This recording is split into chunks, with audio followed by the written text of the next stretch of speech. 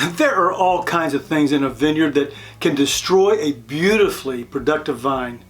We know that vines don't think. However, there are things that a vine does every single day, year after year, that helps it cope, survive, even thrive. It's as if the vines are choosing resilience. How? Well, that's what we're going to discover today. Join me as we discuss how difficult daily life in the vineyard can be. We'll also look at the correlation between what happens there and our personal choices, specifically the choices we make each day to live with and through those things that seem unfair or even suffocating.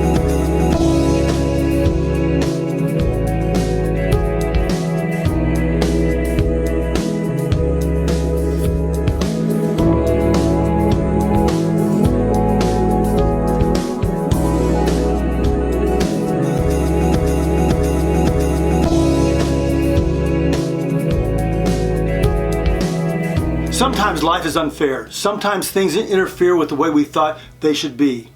In the vineyard, when something unexpected happens, storms, insects, birds and blights, actually deers making a smorgasbord out of the vines, different vineyards handle those things so differently. I think it's fascinating. Sometimes you see people, vintners, just allow things to run their course, allow the natural order of things to rectify themselves. They deny that things are really not as bad as they seem. There are those who cope with each problem as it comes up. Generally, they do what's necessary to resolve the immediate problem at hand. They cope with the problems and with life. Then there are those who recognize the problem, do what they can to not only resolve the problem, but take the vineyard and the vines to the next level. Not just in spite of the problem, but because of the problem. They're the people that look at the root of the problem. They do whatever's necessary for the vines to be healthy, strong, and thrive. Now in the vineyard, there's a line between healthy vines and unnourished or sort of sickly vines. Frequently, that line is precariously thin. Now, as we walk through the vineyard, the problems can be anything from mild to disastrous, and frequently you can't see the problem or damage by just looking at the leaves. There's no telling when or where there's going to be a problem. I have a friend who's been an excellent skier for years, for decades. Last February, he was slowly skiing down a slight decline on a hill. You know, skiing with your ski tips together so that you're going cautiously and slowly. The next thing he knew, he found himself face down in the snow. In his semi-conscious state, he realized he had no feelings from the waist down. He couldn't move his head from left to right. Broken neck. Paralyzed from the neck down. When the accident happened, he had been on the phone with his wife. He saw the phone next to him and was able to mumble to her what had happened.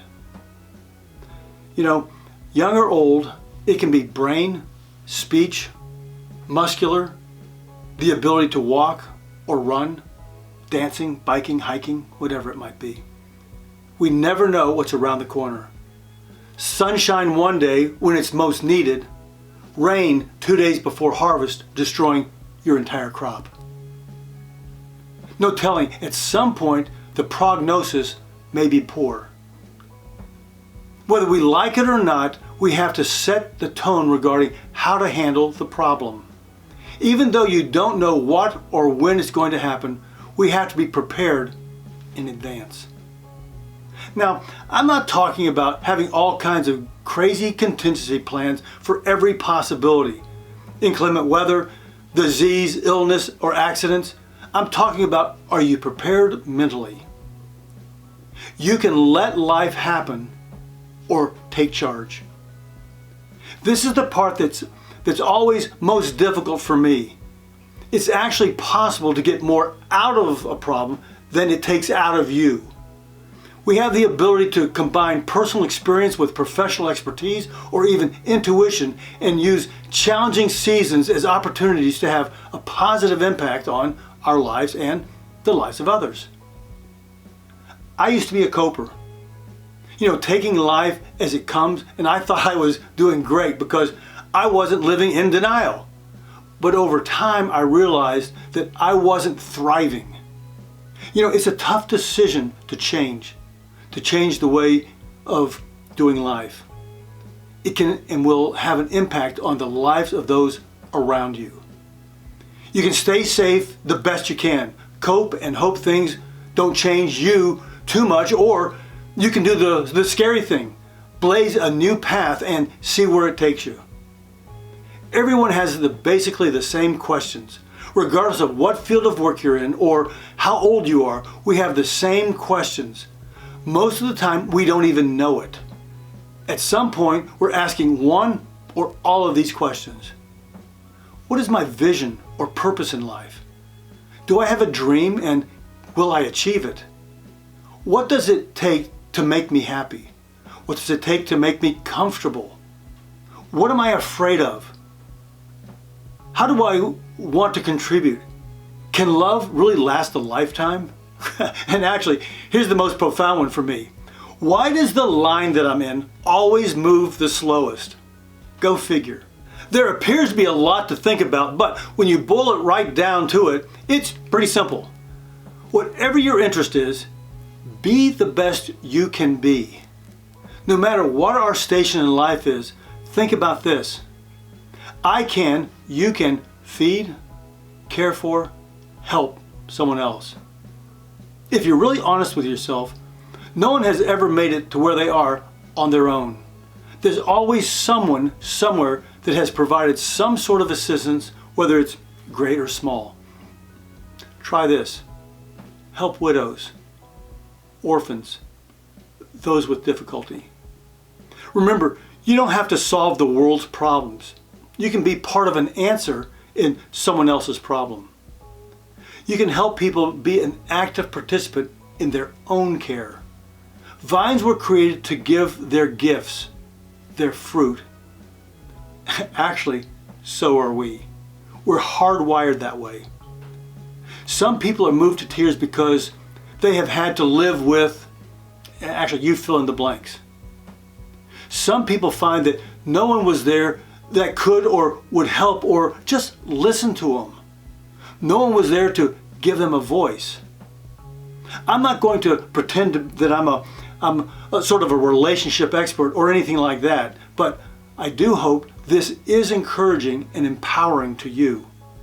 In the good book, there's an old Hebrew saying, an anxious heart weighs a person down, but a kind word, a word of encouragement, cheers them up. Encouragement can go a surprisingly long way. So my challenge to you is be an encourager. Go help others. Inform, empower, encourage, guide. Use the expertise, insights, and experience you have. Better yet, use your presence to help those younger or older, red, yellow, black, brown, or white. It makes no difference. Help and encourage others. Stand by them. Don't be afraid. Fear does goofy things to people. Engage with others at all levels of your personal world and beyond as the doors are open. Do just a little thing each and every day. Suddenly you look back after a month or a year and realize you've developed a habit of loving, serving, and encouraging people.